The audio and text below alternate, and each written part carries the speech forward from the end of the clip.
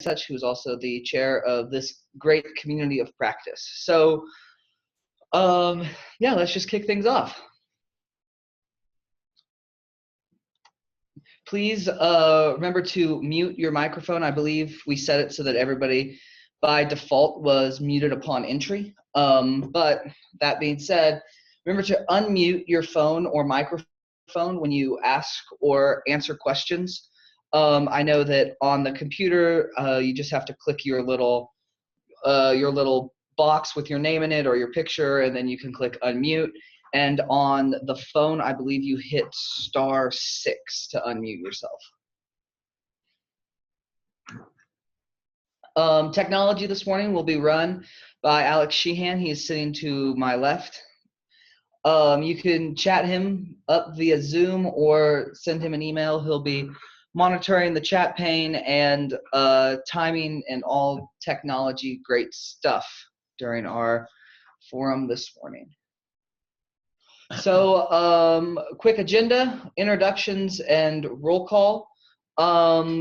Because of Zoom, we can basically do roll call afterwards. It'll show us who all was here. Right now we're in introductions. So next up will be Patrick Calley of Utah DOT, all about their efforts to communicate innovation throughout the state.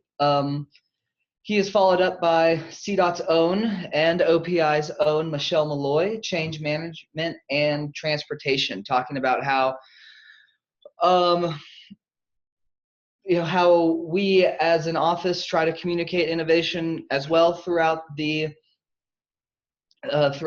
state, and how projects that we do throughout CDOT definitely need change managers so that people change as well as the project. Following her will be a quick update from Adrian Gill of Vermont Trans, update on their project closure document process. I think that they've made some really good inroads there, so it'll be exciting to hear what Vermont is up to. And then finally, there'll be a Lean Interchange forum updates. So over the past month or so, the Office of Process Improvement has actually made a new Google site for the Lean Interchange. So kind of getting away from that clunky HTML format and moving into the future with a new, much easier to navigate Google site. We will finish up today with an open forum and then finally a closeout. We're looking at about 10:30 closure time, so we've got a full slate for you this morning.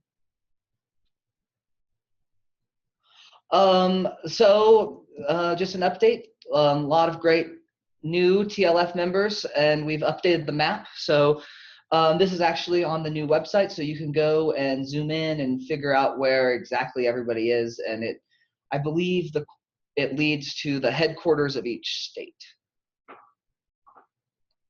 So yeah, up first is Patrick Calley of UDOT.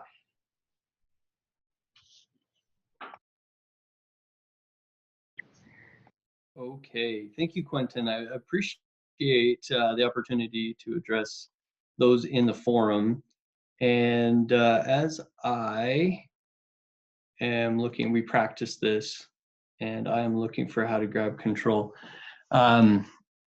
The Lean Forum has been fantastic to be a part of, and so I appreciate this opportunity to share.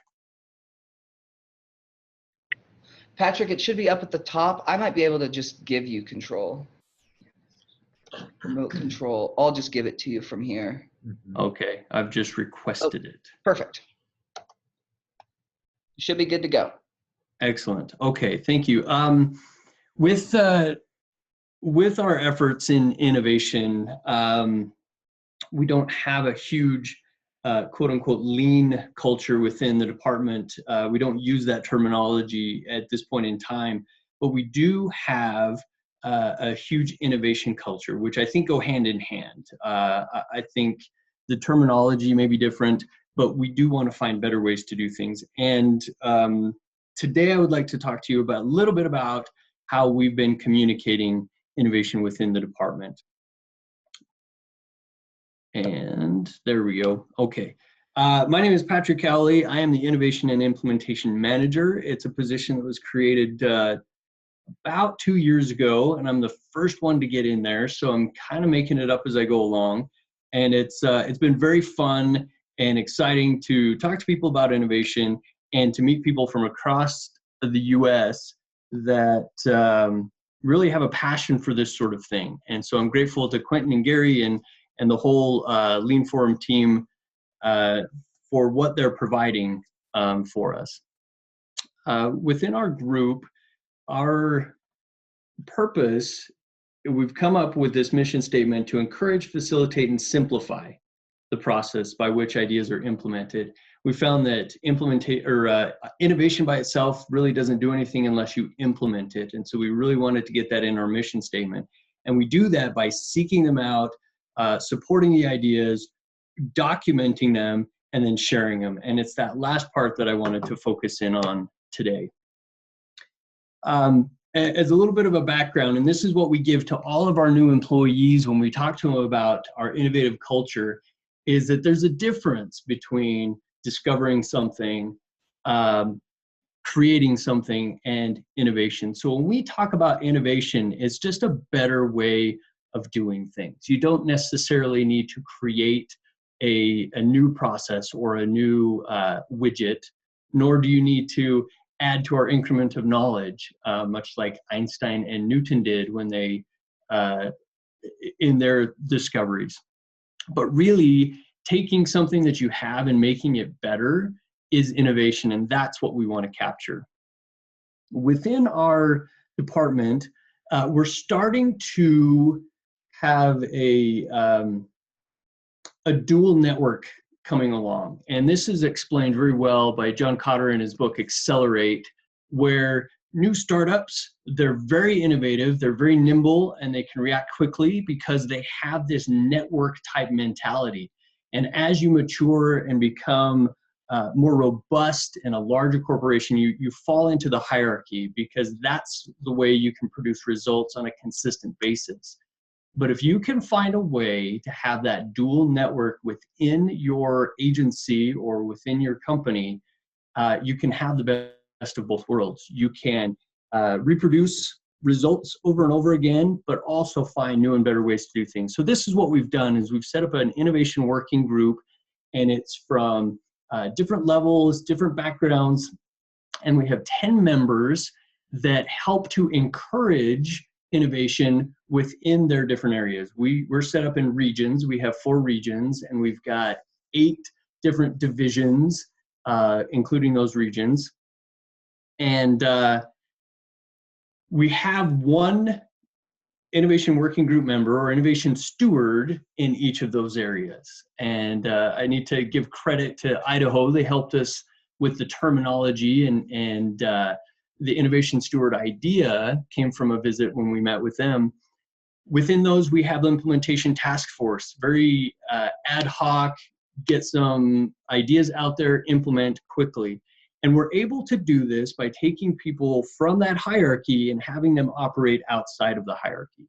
That helps the communication by being able to disseminate to those folks in their areas the innovations that are going on. Another way that we've reached out to folks is last June and July, one of our employees, Ryan Bailey, went on a 2,700-mile journey around the state to visit 92 of our sheds. And he would go in and just ask them, what are you guys doing that's innovative? And much like most people, when you ask them, what are they doing that's innovative? They say, gosh, nothing. We don't have anything to share with you. I'm so sorry you wasted your time coming down here. He would then say, well, is it okay if we just walk around the shed and just talk to you about things that you do? And he would point at things that they've created or ask them about how they go about plowing snow or removing or spreading salt. And invariably, he would find 3 to 5 things per shed that people are doing, which is usually how innovative people say is that I'm not doing anything special. I'm just doing my job better. And so he found things like wing blade holders so that they don't sit on the ground and sit in piles of water or rust. And we have probably, I don't know, 5 to 10 different types of wing blade holders across the state. Also the tailgate holders. And then you can see the cable barrier. We're using that more and more across the state. It's an inexpensive solution to a problem that we have with the run off the road crashes. This shed had one that held it in place while they were repairing it. And so those types of things he would go and document, and then we're able to talk to others and say, oh, well, did you know that shed 2652 has something very similar, but this is how they've gone about it. So gathering that information helps us to communicate it later. We have our education folks here have set up a learning portal for us, and we can go in, and this is where we get our driver training and our mandated security awareness training and everything. And within that, we have an ideas portal where people can go in and just submit ideas. And there's software and websites out there that other states have used that do very similar thing. This is our intraweb, and it allows us to have people log in, and it logs their names and allows them to go through and look at those ideas, comment on them, like them, dislike them, add to it. And this is another way that we're helping our folks to realize that there's a bigger community out there, that it's not just them, but they can go and share ideas. We also set up an email called ideas@utah.gov. So if they don't submit it into the portal directly, they can send us an email and we'll put it on the portal for them. But it allows the mobile application. So if they have an idea, they're out in their field, not at the computer, they can go ahead and shoot us an email, and then we'll follow up with them. Part of communication is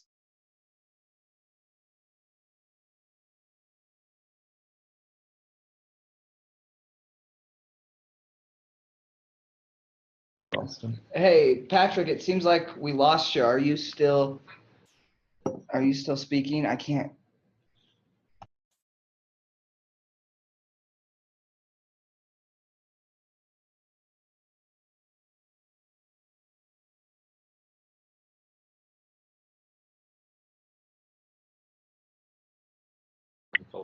Hey, it seems like we're having technical difficulties here with Patrick's presentation. If you give us just a quick couple minutes, we'll figure it out.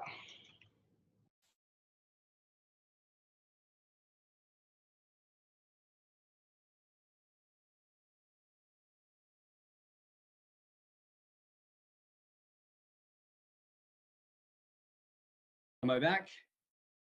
My screen just went blank. I think, yeah, everybody's still good. If you just want to ask for control of the screen again, and then you can. I will indeed. I was just on a roll and I must have hit something wrong. I apologize.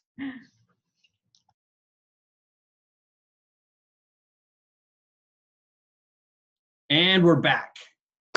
Okay, so I was talking about having a common language and where people are. And so part of communication is understanding, having a common understanding when I say certain terms. And so as we were working, we looked at Pennsylvania's write-up on how they implement, and AASHTO and FHWA had some terminology. Wisconsin, David Essie with Wisconsin has his 5 steps to innovation bliss. And if you've had the opportunity to listen to him and to talk to him, he uses these exact terms, and we've taken them and given them a little bit more definition towards what we're trying to accomplish and turn them into milestones. And I loved the way that David talks to his folks and say, hey, at each one of these stages, we need to ask go, no-go type questions. And advance the slide.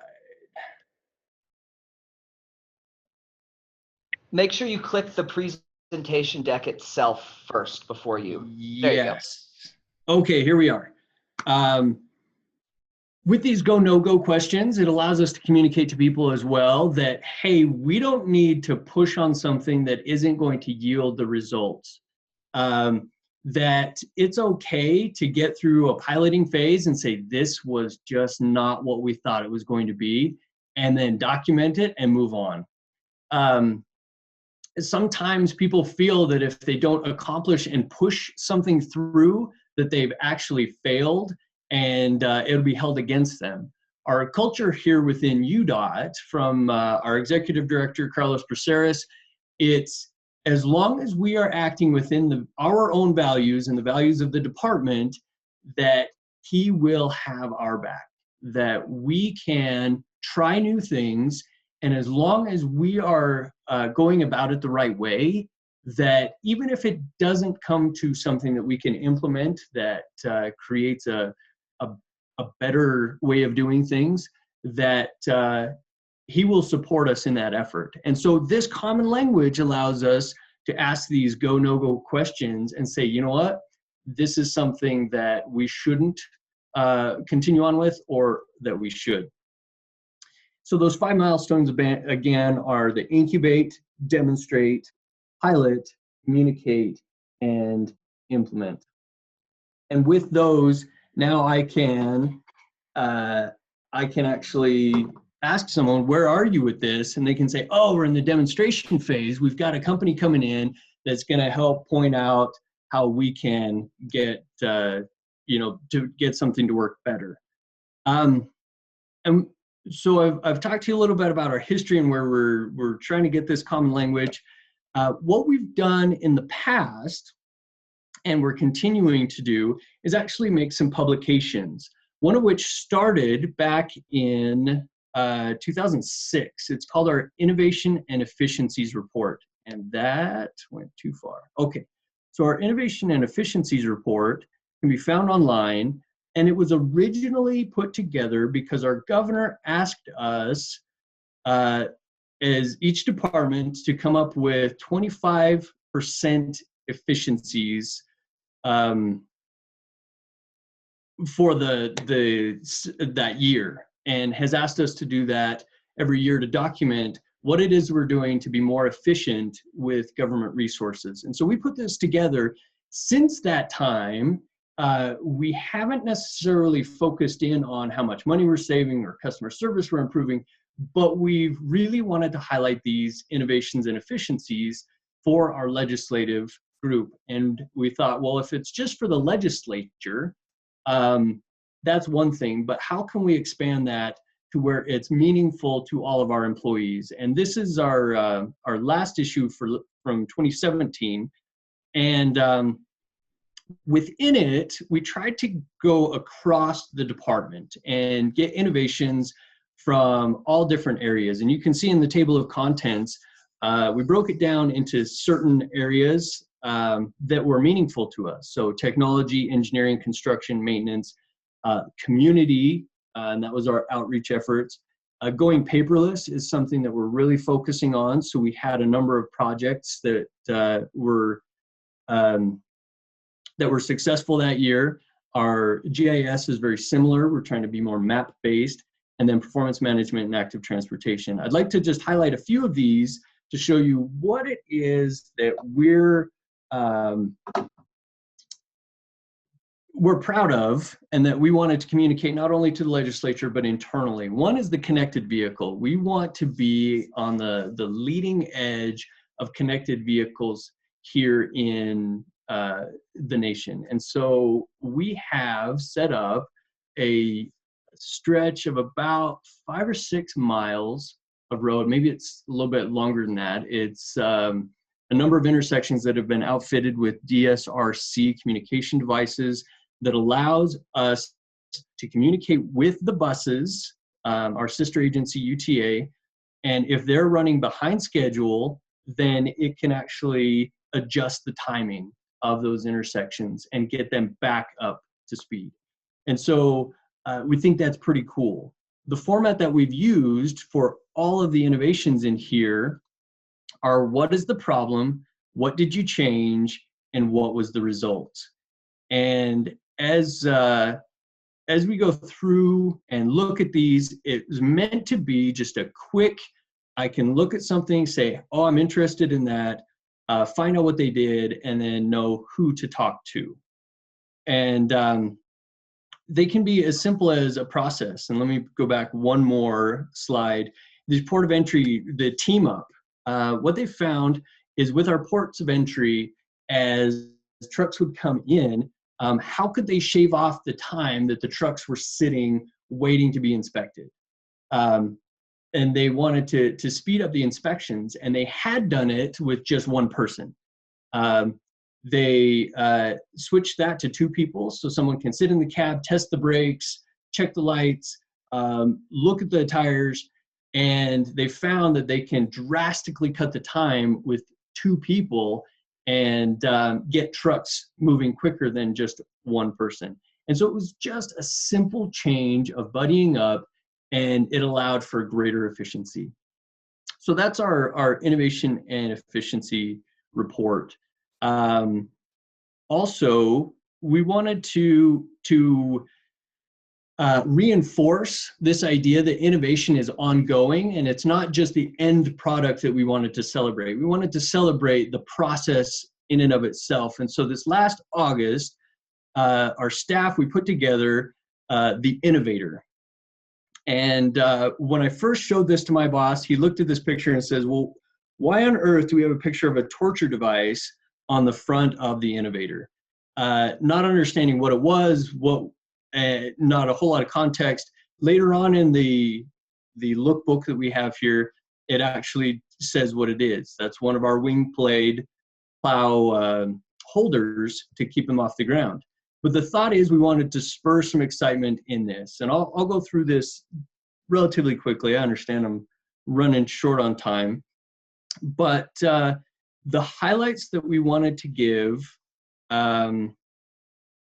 first of all, the statistics, while not totally interesting to across the board, our senior leadership really, they appreciate the opportunity to see how we're performing and our performance metrics within innovation. And so we wanted to add this as part of our performance metrics effort across the department to show that this is how innovation is progressing within the department.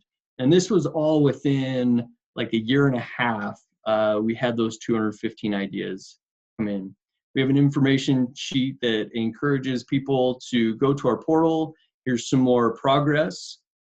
We've refined it since then. We wanted to break down into those milestones. This is where we started, and we've moved on from that. We wanted to highlight people that actually went in and took time to vote. Our top 10 here, our top vote getter was a guy who said, I think this needs to be changed. And then he called a bunch of his friends here at work and said, I need you to go in and vote for this. And so that's why it's so much higher than all the others, is he felt so strongly about it. He wanted it to rise to the top. And so we wanted people to see that their votes actually do make a difference as they're going through that. So this is where we go back to our communication of what do the different milestones mean. These first 2 sheets are things that are in the incubation or demonstration phase. The meditation and stress relieving training. This was an idea that was given to us by one of our pavement inspectors, our airport pavement inspectors. So really he didn't have any expertise in it, but he thought that it would be a good idea. And so he submitted it. And in fact, someone saw this down in a different part of the state and said, you know what? We can have meditation sessions. And so indirectly, he was able to influence the behavior of others through just sharing ideas. And they learned about it through the portal, and we wanted to highlight that here. We have a future awaits page. This is kind of one of those, hey, it's coming, but get people thinking that of the future and what it is that they're going to do to be part of it. The urban air mobility is one it's going to come sooner than later. We've got some projects going on with the local university, to help understand urban air mobility and how we're going to track that and govern it and everything. So those are the incubation. And okay, we'll go back down. Prototyping, this is that piloting phase. What are we building? What are we trying out? Micro highway lighting is something that was suggested by one of our design engineers, not a traffic and safety person, but said, hey, why don't we put little LED lights that are photovoltaic that will light up at night to help curves in rural areas where there's not a ton of lighting. And so we're testing that out right now. And other phases, the next phase is more piloting, where we're actually building a manhole grate lift arm system for our vac trucks. We've just tried green bike lanes. Other states have done it quite extensively. We haven't here in this state. And then, this is skipping a little bit, but you can also see that here are some of the innovations that Ryan found when he was out with the maintenance sheds. And we wanted to really say, these are the ones that are implemented that you could, if you needed to, pick it up and look at these. So that's our innovator, and it was really trying to highlight the process of innovation, where it goes from incubation all the way to implementation. Now, the last thing that I would like to share with the group is now we steal unabashedly from our neighbors, and we love them. And so thank you very much. If you have something that you've seen here that is very familiar with what you do, we love taking the best from others. And I just went to CDOT. Let me go back to this one. So Colorado has these slides that they put together for their innovations. And we love the idea of having just a one-pager to describe these ideas, that people could scroll through these slides and say, oh, this is really cool, and not necessarily have it printed in a manual somewhere or a report somewhere, but that they're all there. And so we have just within the past month started to put all of the ideas within this this portal, or within this format. And so that actually adds to the communication as well, as other means and ways for people to access the information that they can act upon. Thank you very much for this opportunity to chat with you. I'd love to chat with any of you offline afterwards, or stick around and answer questions later on in the presentation. Hey, we have, it looks like, about 5 or so minutes for questions.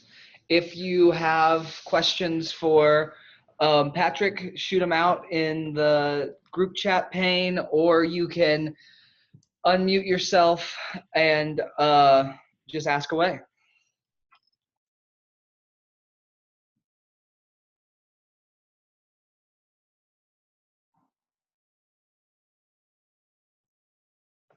You bet, Michelle. Absolutely.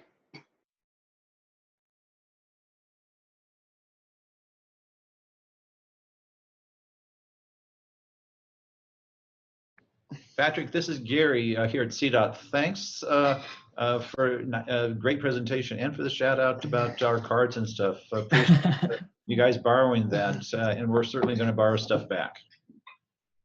Absolutely. What I'm finding is that the more that I'm learning and collaborating with others and talking about ideas, using your trials and failures and that prototyping cycle, you save us a ton of time that we can get something up and running fairly quickly that we know is going to be pretty effective.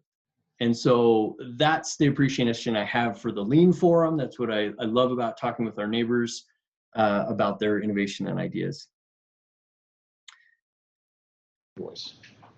So we have a question from Candy Bar Worley. Where do people vote on projects? I love this idea. So within our learning portal, this was something that was built in, and I believe that Saba Cloud is the company that we've used. Within that software, it actually allows you to vote on the ideas.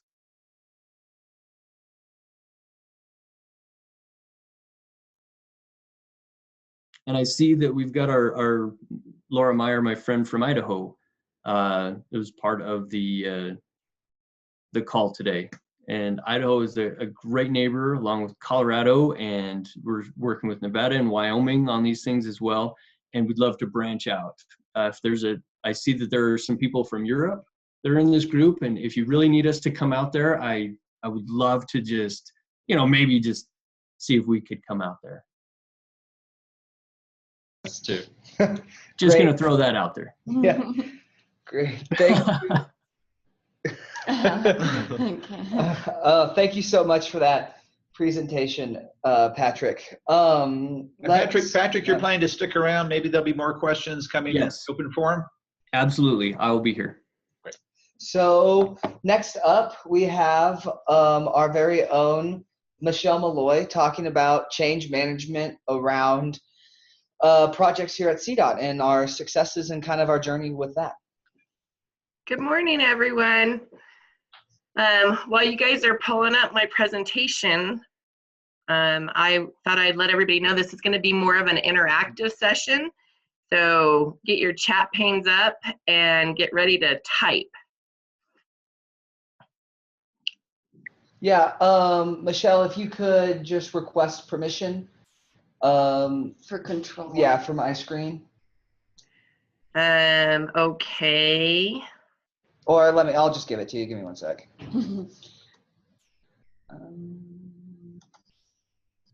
There, you should have it now. Okay, perhaps.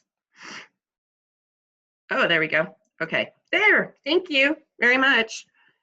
So I hope everybody has their chat panes up and they're ready to start interacting with this presentation. So I'm here to talk about change management at CDOT.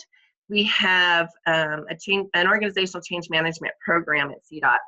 And our overall vision of the entire program is to really, think about every person that's impacted by change. We want them to be successful with that change. Why is that important? We feel that not only does it help people, through the transitions and they become, happier, contributing members of our team, but we also want to make sure that whatever changes that we're putting in place, we're actually realizing the benefits of those changes, the planned benefits of those changes. So change management is really important to help us do that.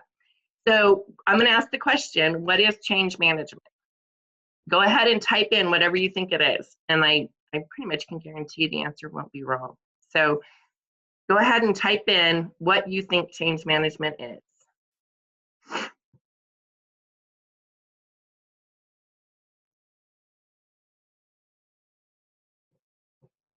Anyone?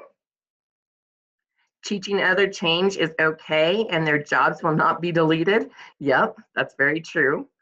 People transformations, yes.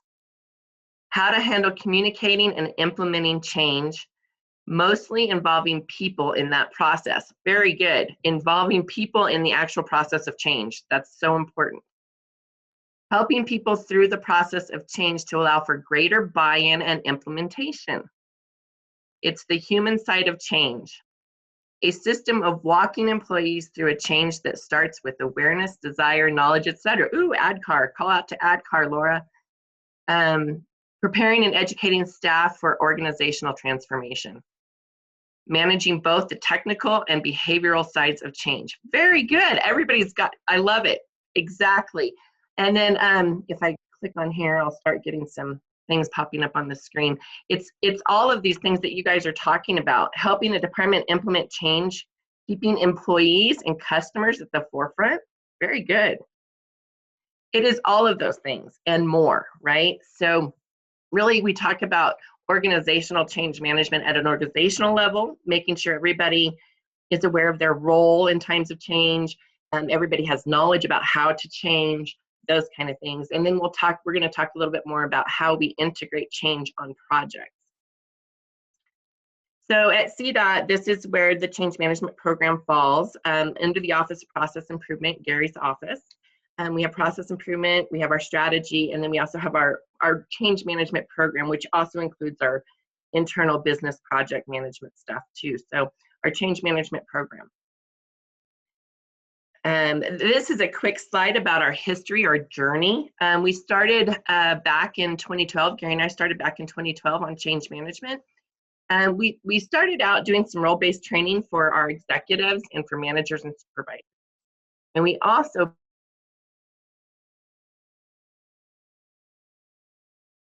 agent network. Probably do an entire hour or two presentation on the change agent network itself. But CDOT's Change Agent Network is over 100 people throughout the state, and their role is to really support our managers and supervisors in times of change. So, and then, you know, we kept building on, you know, starting out those role-based trainings in the Change Agent Network, and that continues to this day. In 2014, we started really focusing in on projects, on internal business projects, and doing workshops for those people that were working on those projects, either in a project management capacity or a change manager capacity. And we still do those to this day.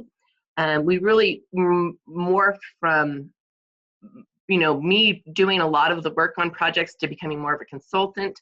So we have other people consulting now, helping other project managers and change managers on their projects. 2016, we tied, that was an important step in 2016. We tied the manager and supervisor course to our employee engagement action plan. I'm assuming most everybody has a statewide employee engagement action plan. Ours is every other year, so every 2 years we have one. And at CDOT, we tied the course, the one-day course for managers and supervisors on how they support changes with their staff to that employee engagement action plan. And to date, we've run somewhere between 95 and 97% of our managers and supervisors are trained in change management. So that's really good. And then in 2018, then we added the employee course to our lineup of role-based training. So that's been rolled out now for 6, 7, 8 months. We've hosted our first statewide, Colorado statewide agency peer exchange a few months ago. And we also kicked off and launched our public sector change practitioner community of practice. And I'll ask Quentin to throw the link, if possible, to the public sector community of practice in the chat pane for you all. And if you want to join that, feel free. We have a page on the contact sheet that you can join that community of practice too. Let me see here where I'm at. There we go. Okay, so that we just talked about, you know, at an organizational wide level, you know, we have all these role-based trainings. We want to make sure our executives, our managers and supervisors, and our employees all understand their role whenever they're faced with change. So we've worked really hard, you know, creating this foundation so that everybody understands what change management is and what they need to do when they're faced with change or a transition. And the CDOT's Change Agent Network really helps support all that at a foundational level. So then when you start thinking about all the changes that are happening inside the organization, this list here, which you can't read, it's so small, we did an inventory back in 2015. And at that time, we had over 150 larger internal business projects that were creating change within the organization. If I were to guess, and we've kept that inventory going, but at this time, I would say it's more than 150, you know, internal changes that are happening. And in my mind, change is not going to decrease moving forward. We have, you know, technology is really creating all this change, and it's just going to grow and grow and grow. So we have to get really good at changing. So I wanted to real quickly to kind of give a high level, you know, this is what happens whenever we integrate change management on a project. We have project management activities and we have change management activities. So if you're dialing into one specific project, you know, we're initiating the project on the project side, right? We're creating the scope, we're chartering it, we're doing all of those technical side of the project type things. And then at the same time, we want to be thinking about the people side. We start doing our assessments, you know, is this group of people that are being impacted, are they ready for it? Is this high risk, low risk, medium risk? You know, how much change management do we need on this? we start, thinking about who's sponsoring this, who's our executives, how do we prep them and make sure they're ready. And then, as you move through the project, you're doing these technical activities, and you're also thinking about the people side of things all the way through the entire project from the very beginning. You can add change management into a project anytime during the project, but in my mind, it is so important to really have it up front when you're having the discussion of why are we doing this project? What are our objectives of this project? Those types of things. So this is some more interaction. I want everybody, if you've got a piece of paper, a notebook, scratch paper, whatever in front of you, I want you to draw 3 lines on the paper. And this doesn't have to take a lot of time. Just draw those 3 lines. In the first column, I want you to tell me, think of one project that's happening in your organization. It could be anything. It could be in engineering, maintenance. It could be in your operations side of the house, wherever. But think of one specific project that you're working on, or you're connected to, or about in your organization. What's the name of that project? In the second column, I want you to write down, why are we doing it? What is the purpose of this project? Why are we changing? And just a sentence or 2. I'll give you a few minutes or a few seconds.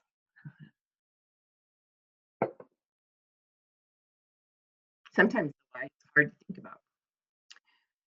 And then in the third column, I want you to write down what is changing. What are we changing specifically? Again, 1 or 2 bullet points.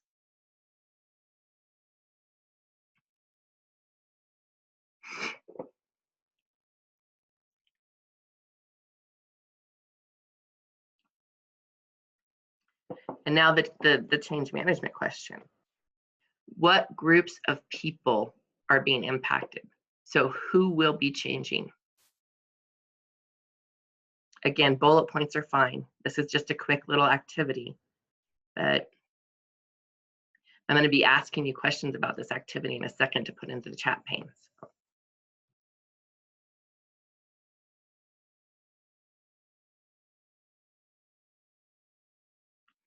All right, so now that we know what the name of the project, why we are changing, what we are changing, and who will be changing, I want you to tell me in the chat pane, what % of your project outcomes are linked to people changing how they do work?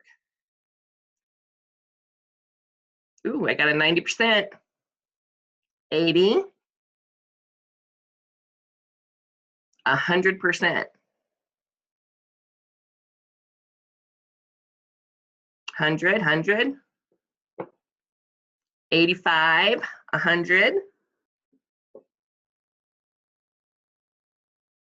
Keep going, everyone. I want to know if we've got anybody below 80 out there.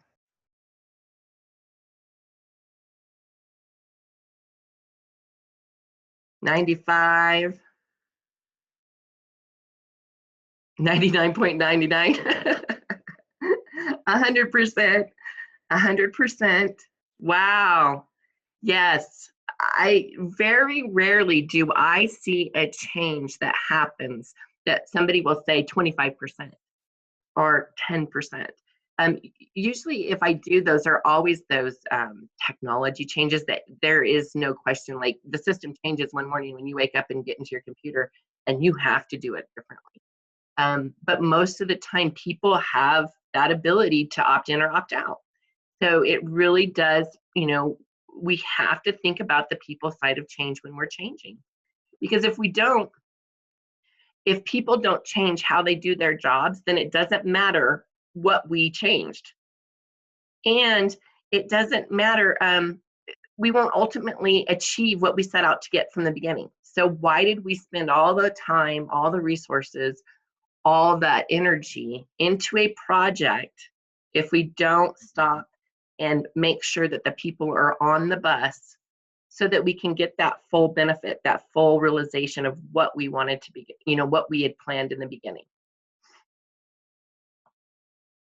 thank you guys for playing and being interactive with me today. That was awesome. So the last few slides are about some specific projects at CDOT that we've integrated change management in. We've integrated change management in a lot of projects, but this is just a sample to kind of get your mind thinking about, you know, what type of projects do we really need to think about change management on. The relocation back in April, CDOT moved multiple people from different locations into one new headquarters building in Denver. We started change management on that project about 18 months before the actual move. That project had a project manager and 3 change managers. So we did a heavy amount of change management on that.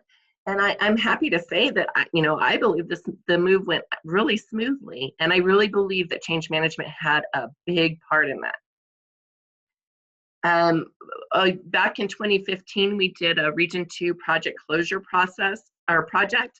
That was a smaller project, much smaller than a relocation, but it still needed change management because people needed to change what they were doing in order to achieve what we wanted out of the project. So in 2015, we looked at the data and we said, how fast are construction projects getting closed? How fast are they closing? The statewide average was a pretty good 150 days average. In Region 2, they were well beyond that at 357 days.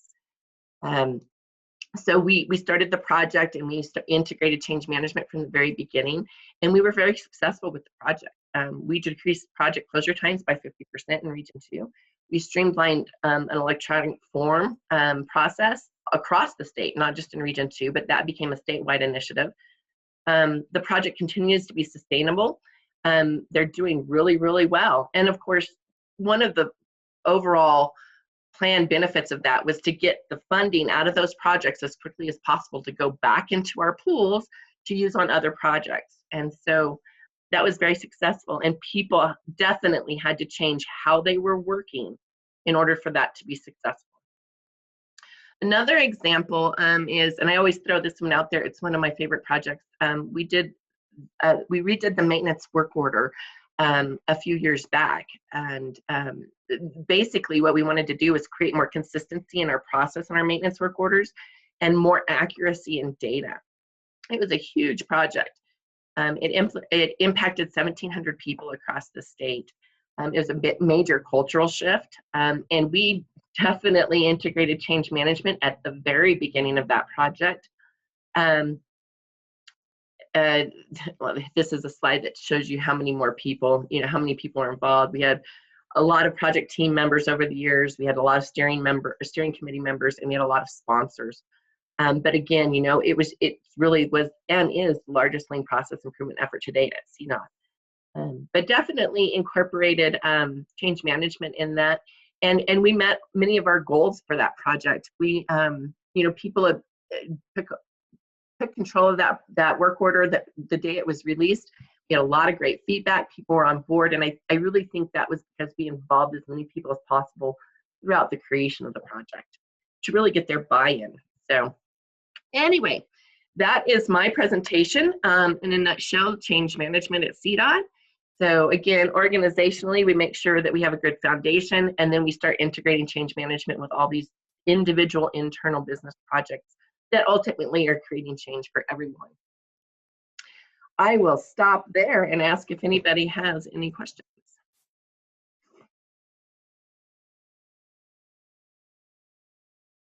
Oh. I don't know where I'm going with this presentation. There we go. Is anybody there?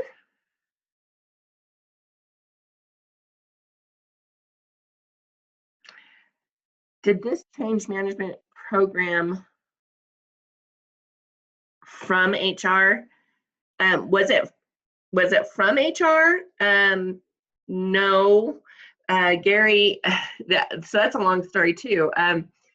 Back many moons ago, we made some lemonade out of some lemons, and we had a really big change across the state that was very difficult. In fact, 8 years later, you still hear people talking about it in a negative way. that was the straw that broke the camel's back, that change. And that's when our then deputy director said, we need to learn how to change better. And so that's when we brought in change management into the Office of Process Improvement. Yeah, and Michelle, this is Gary. If I could just jump in, change management was not something pushed by our Department of Human or Division of Human Resources, but I want to put a big however. However, they have been terrific partners with us. Michelle alluded to the fact that we do role-based training on this. There are folks there in the Division of Human Resources that help us with that training. That there are terrific partners. It harkens back to one of the slides that Patrick had, just a few moments ago, that showed the official organization and then this strategy organization. The official organization looks like an official organization chart, right, top down, and the strategy organization looks like a lot of connections, community of practice, kind of like Transportation Lean Forum. Well, gosh, inside CDOT, it's a community of practice approach at working on change management, the people side of change, and our Division of Human Resource folks have been right in there pitching with us. So appreciate that, and with Michelle shepherding that star-like approach that we're taking. Again, Patrick, terrific visual there. That connections approach to how do we get things done here is fabulous. Thanks, Michelle. I just had to jump in for that. It's all right, Gary. I understand. We have change management progress reporting to executives. How do you communicate the value to CDOT executives on change management initiatives? Gary, do you want to jump in? Change management, again, Michelle alluded to the fact that there are different roles in change management. It's not enough to just say, gosh, it's important to keep people engaged and then just let people go on that. So we have different role-based trainings, and training isn't everything, by the way, but training's important. We have training for frontline managers. We have training for frontline employees. It's different. What is your role as a frontline employee is different from your role as a frontline manager. And there's actually training and briefings for executives. Executives have 3 key roles in anytime there's change, and we call them the ABCs. You need to be actively and visibly participating. It's not enough to be a disappearing sponsor on change. You need to build a coalition of other executives because most changes go across different organizational boxes. Again, Patrick, loved the visual that you have, that star-like approach of looking at strategy. And then you need to communicate. Two-way communication, the communications that can only come from executives. Executives don't always know everything that's going on in the organization. As Michelle alluded, there's 150 plus different change projects, and not including the smaller changes that we're promoting through our Lean Everyday Ideas program. So there's some art and there's some science to keeping our executives engaged, but part of that is getting them engaged in training, get them understanding their roles, and frankly, getting them to start practicing some of that stuff. There's things we can do as staff. Michelle and I are staff in the organizations. We provide services and support, and then we also work to get our executives to roll their sleeves up. Sorry, I can roll on this for probably hours. And I'd also like to say, the successful projects that, like the relocation is one prime example. Them seeing the success on those, scary projects, those high-risk projects, and how successful they were, they really see the value of change management. And Michelle, if I could, and I probably talked around the question somewhat. There's also, just like a lot of DOTs, we're spread. We have 3,000 people in 200 staff locations. A lot of those people read, which is good. They'll read stuff on the internet. So on our external website, we've got success stories. There's nothing like success to convince an executive. So we will push them out to our website to say, read about the success that we've had on various efforts. Michelle went over one, or a couple, the change to get everybody into a consolidated headquarters, and then the change on maintenance work order. It's hard to argue with success like that, and people that say, if we hadn't taken an effective change management approach at this, it wouldn't have been nearly as successful. So that's part of our effort on selling executives too. That way they can actually sell themselves. They read the story, they understand it, they maybe lived through it, and say, boy, I didn't realize some of that was going on behind the scenes. Sure enough, it was. We think that helps. Thanks. I'll stop now. That's perfectly fine, Gary. Let's see. Do we have time for more questions, Quentin? I'm gonna. Yeah, we do. We're still waiting for Adrian from Vermont to get on the line. I know that she said that she was going to be a little late, so we've got tons of time. Okay. All right. Wonderful. So thank you, Laura, for the compliment. We're continually working on good change management practice. Part of that is having a continuous improvement mindset. I agree completely. It seems like slow and steady is the way we have to move. We still struggle with security of job and the uncertainty that the employees will be able to do the job we are asking them to do. Right. You know, I'm a lean leader. I'm a firm believer in continuous improvement, obviously. I think involving people in the change in the project as you build it, as many people as possible in any way as possible is it's all bonus points, right? We really, then they feel like that they're part of that solution. They feel like they have ownership. I remember back when we did the maintenance work order project, we went to every, you know, managers meeting. So our LTC ops, which are higher level managers meetings, our TM3s, you know, we went out and reached out to the TM2 days. We were out there talking to everybody that was going to be impacted by this change constantly, and then surveying them, asking them their opinion, you know, getting them involved. So it's that continuous improvement cycle. I'd be interested in seeing CDOT's employee engagement action plan, huh? I actually have that.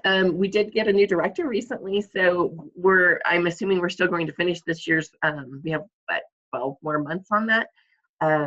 So yes, but definitely incorporating change management anywhere we can, as well as lean and process improvement.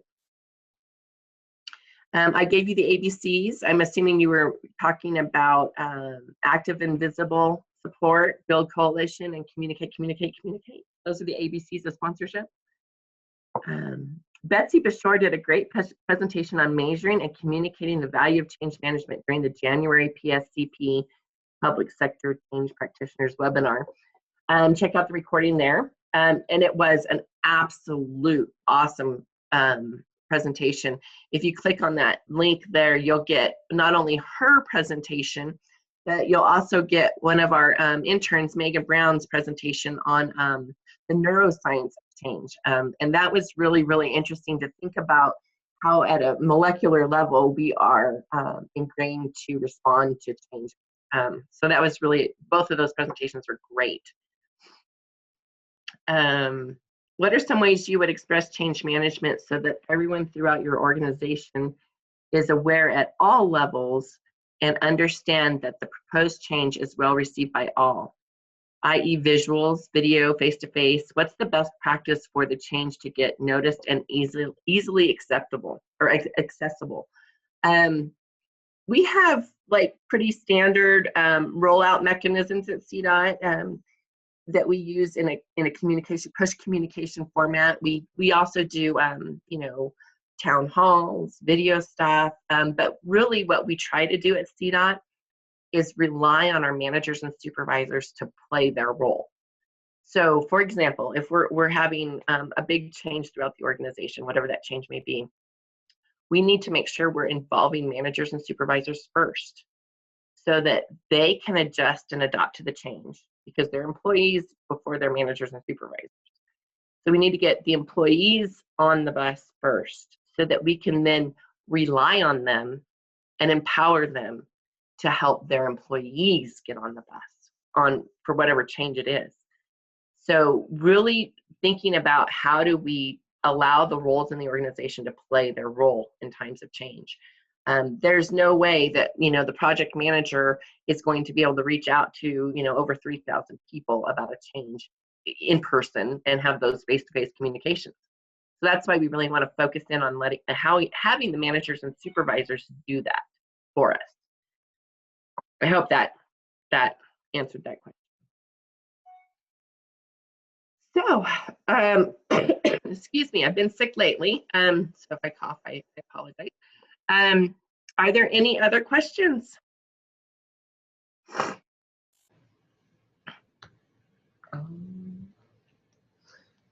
Maybe not.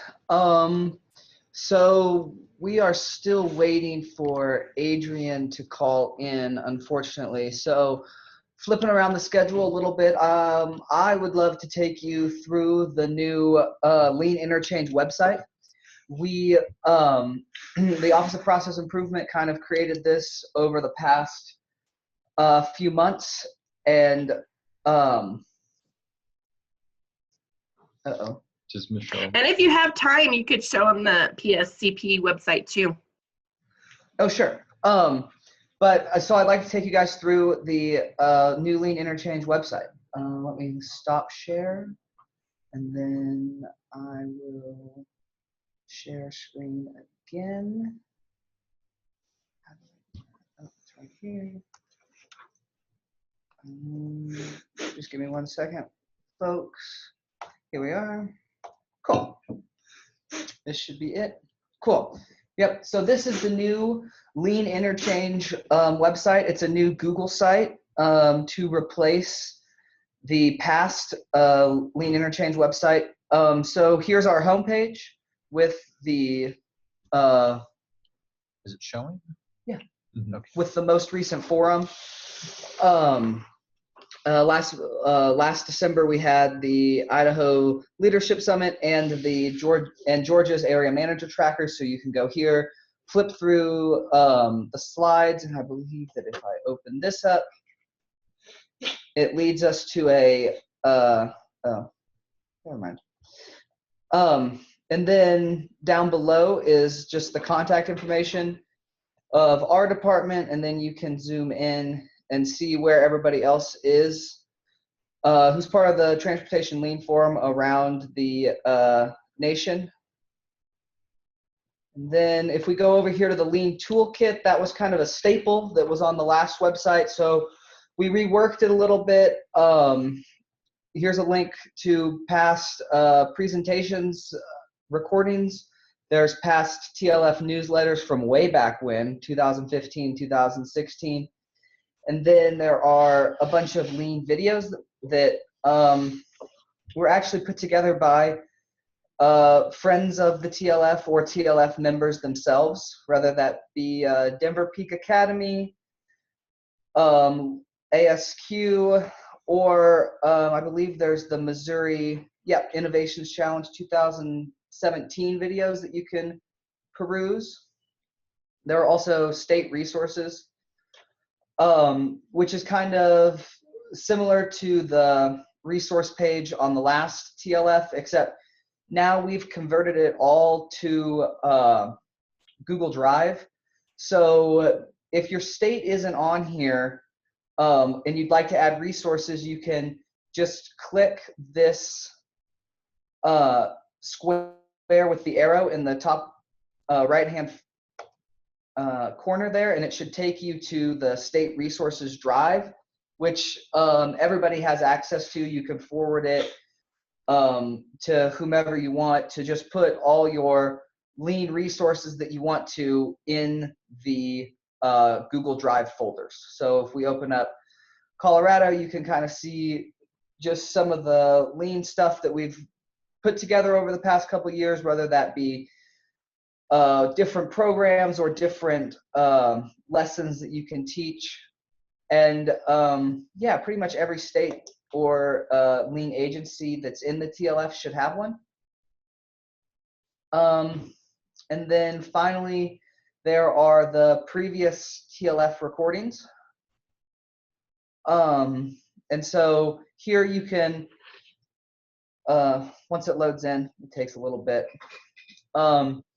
There's December 2018s, there's October 2018s, and you can just play the previous recording just right from the web page, and then you can open up, if you say click here for slide deck, it will open up the folder that relates to that TLF, and it should have the audio recording, the presentation deck, and the video recording at a minimum.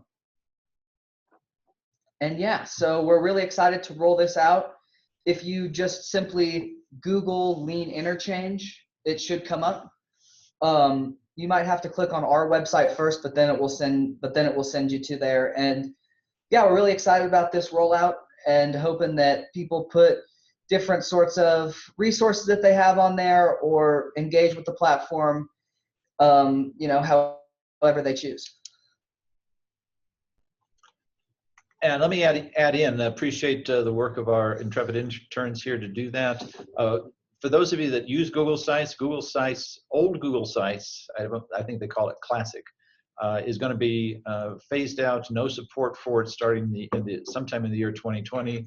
So we thought it was also good to get in front of that. We also believe that having this platform will make it easier to update the Transportation Lean Forum site that is part of the Transportation Performance Management Hub that is supported by AASHTO. We're continuing our work on that, working with the AASHTO Organizational Management Subcommittee and the ABC 20 Productivity and Management and Productivity Committee of the TRB. Awesome. Thanks so much. Are there any questions? Looks like there's a question from Michigan DOT. How do you use Google Drive? Michigan DOT does not allow us to use this.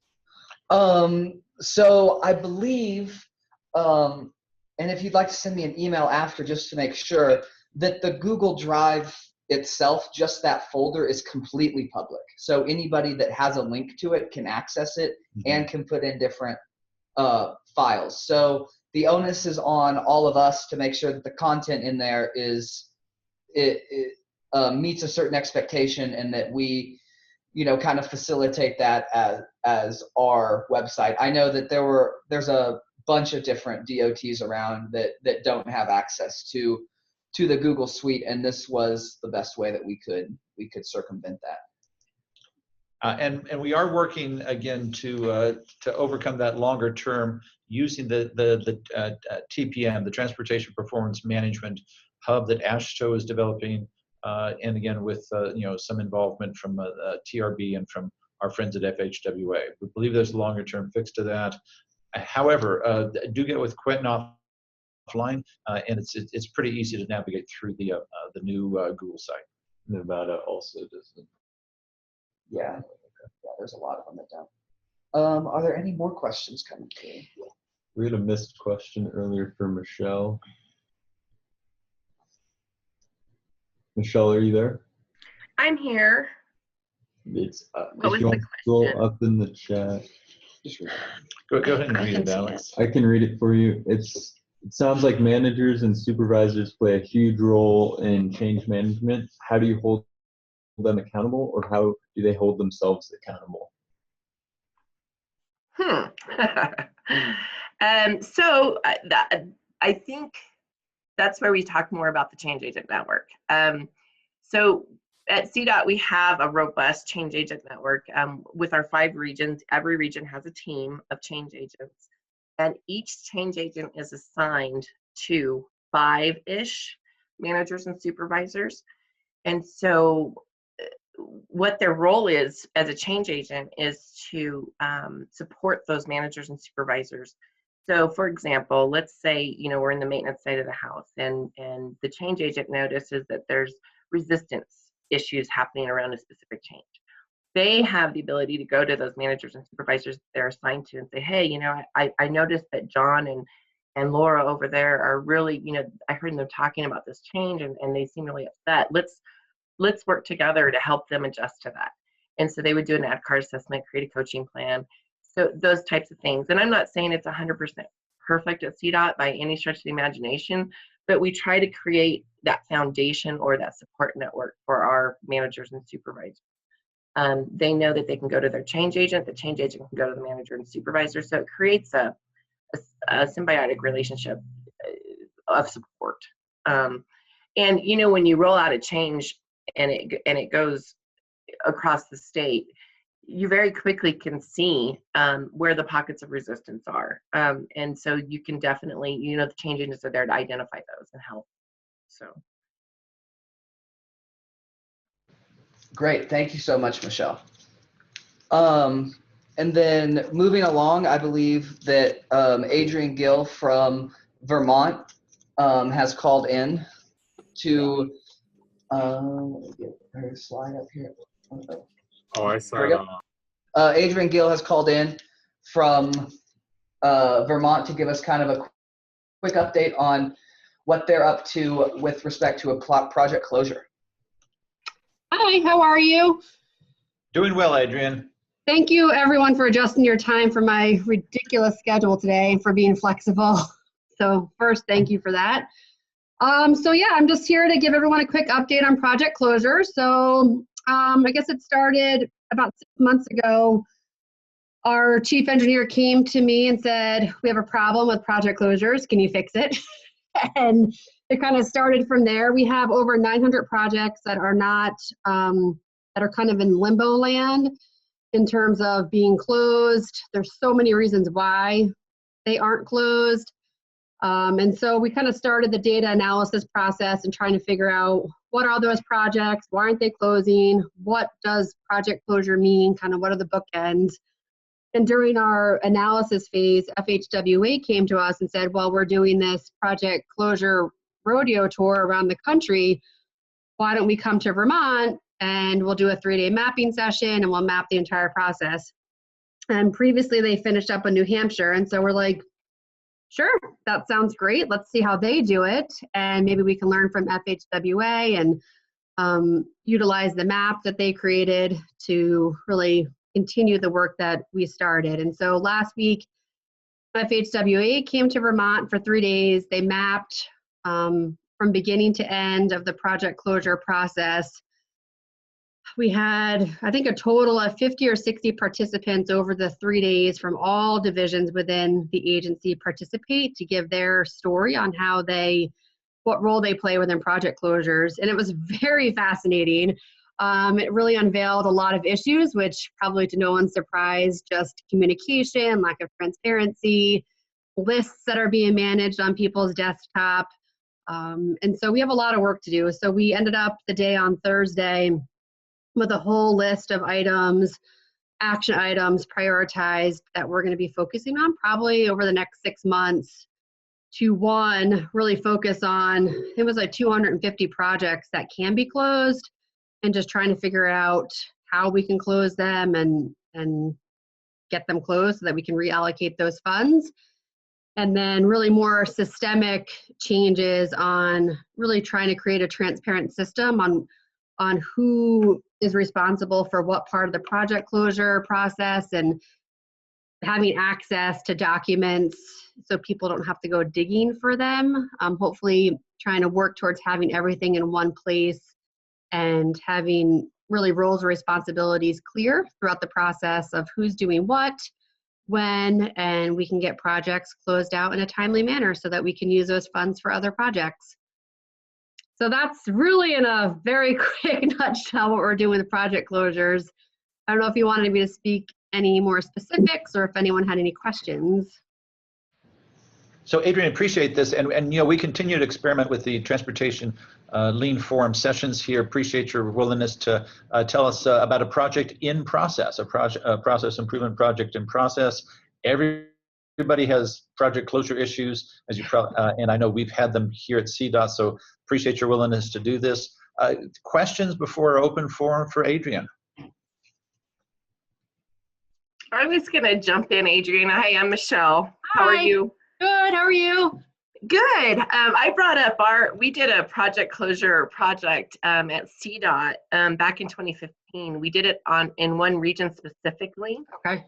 But we ended up having several things come off of that became statewide standardization.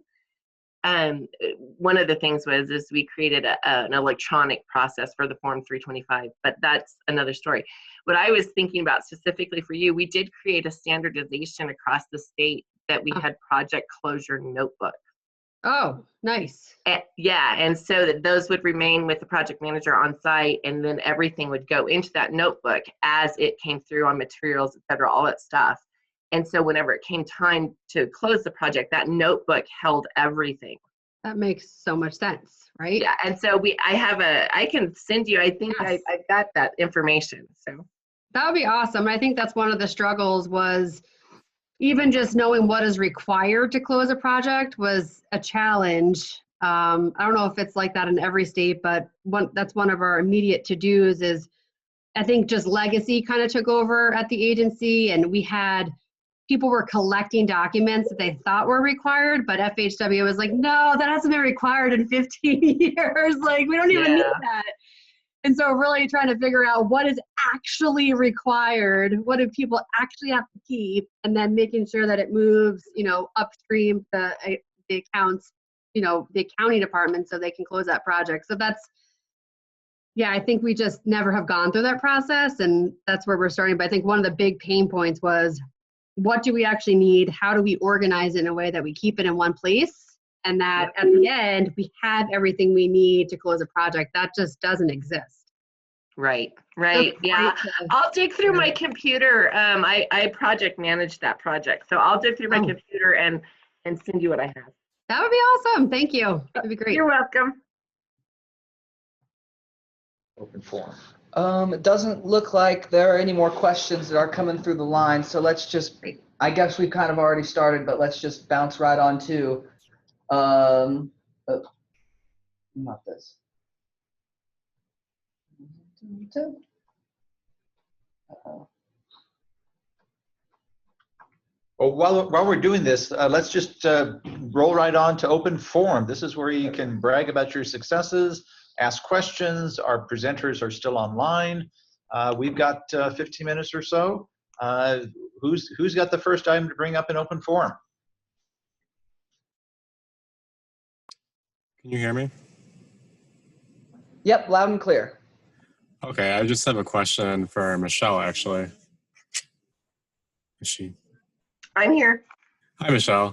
I have a question about like the rollout you did with change management. So when you guys rolled it out, how did you roll it out with the quality over quantity with like office staff versus garage staff and people who work on the roads normally with CDOT? Because I guess we could roll it out with our office staff just fine because we see each other every day, but how did you get that quality message to garage staff who don't normally do the same stuff that office staff does? So when you say rollout, do you mean our training? Do you mean... Just like the information on it, yeah, like the training or like what you guys are going to do with it with the new CDOT, and I guess more training wise. And just real quickly, the question: where are you from, Mr. Questioner? Oh, I'm from Michigan Department of Transportation. Great. Oh, I'll probably be going to Michigan pretty soon. Yeah, we hope to see right? you. Yeah, so excited. I guess rolling it out was, when we started early on, we were working on like the maintenance work order project. So maintenance staff definitely saw the value up front of process improvement and change management. So because they were all being impacted by a huge project. And so I think that really got our foothold in the door for the maintenance side of the house. And then we really focused in on the managers and supervisors. It became an expectation when we tied it to the employee engagement action plan. So a requirement, basically. And so I think that helped us get our foot in the door again. So just different things building upon each other, that the maintenance side of the house, engineering, all of them are starting, they really saw the value of it.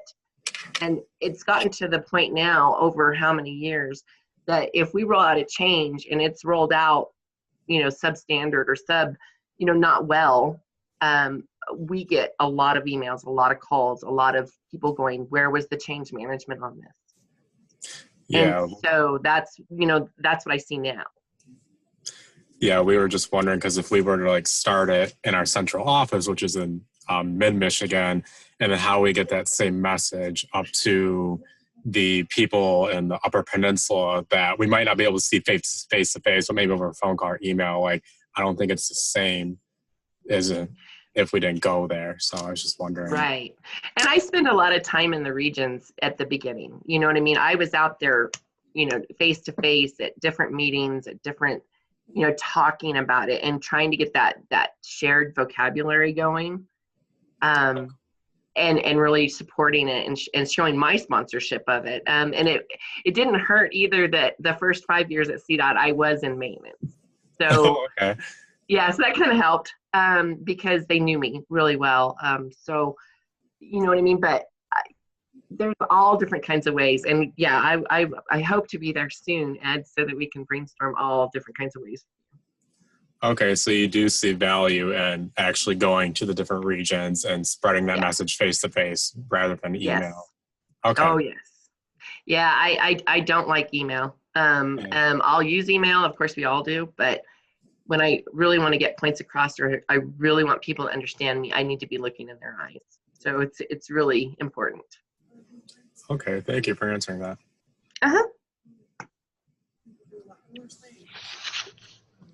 I have a question for Patrick, if you're still online. You'd mentioned that you learned from Idaho, which is terrific, and the wonderful folks. You also mentioned Wyoming and Nevada. Could you chat a little bit about your interaction there, Patrick? Sure thing. As we are going on peer exchanges, I try to bring up innovation or their lean practices as much as I can, and I'll focus in on Wyoming. Nevada's was a passing conversation with one of their folks, but we actually had a peer exchange on on their traffic operations in Wyoming. And it was great to sit down and talk with folks who are very specifically focused in on one aspect of transportation. And so their traffic operations center, they had awesome innovations there. And so I was able to, find some of the things that they've done and then ask our folks, what would you need to do or have to implement this tracking system that Wyoming is putting in. And so that started the ball rolling. And so we're in the embryonic stage of a national study that they're doing on communicating on I-80. How do we incorporate that for our West Desert I-80 problems and challenges that we have, where it's so barren and long stretches and communicate between cars. So this connected vehicle type innovations. And so we've been using existing forums and then just expanding the conversation just a little bit more to incorporate, well, then what is the innovation and how does that fit in with our network, and how can we get that information out to people and communicate it, document it, and kind of put it through our process. Thanks, Patrick. That's terrific.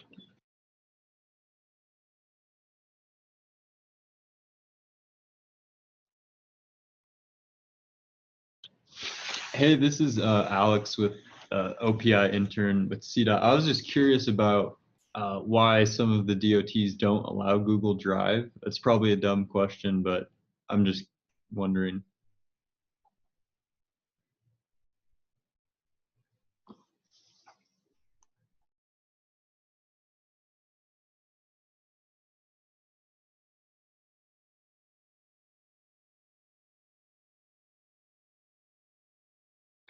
Maybe there's no one left from those DOTs. Oh, they want you to use Microsoft Projects control issue. Okay. It's a IT. Okay. Okay. Appreciate that, Alex. Maybe time for one more question before Quentin closes us out. Anybody else have a question or a success to share or other kinds of things?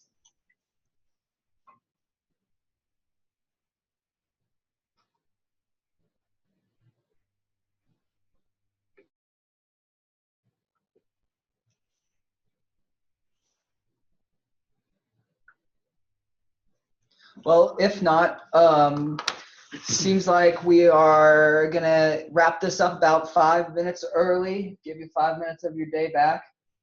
Our next forum will be in April of 2019 of this year. So if you'd like to be a future presenter, I mean, we can't put these great forums on, or establish this great community of practice without our valued presenters. So Tess Ellender, who's another intern in OPI, she's currently not here. But if you want to shoot her an email at tess.ellender@state.co.us, we'll put it in the chat.